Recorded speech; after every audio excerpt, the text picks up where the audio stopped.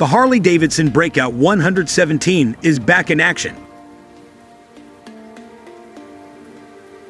reviving its cool cruiser vibes after a brief hiatus.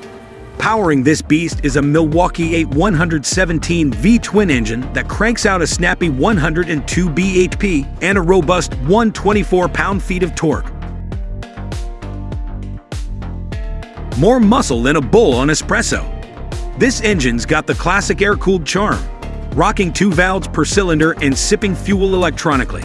Shifting gears is a breeze with the 6-speed transmission, and it's all brought home by a belt final drive, ensuring a smooth and reliable ride.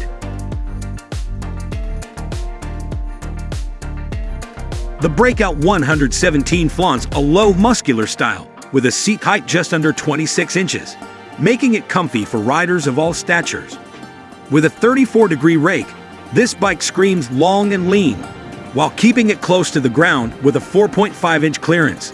It's part of the Softail family and shares the title of most expensive in the cruiser lineup alongside the Heritage Classic and Fat Boy 114.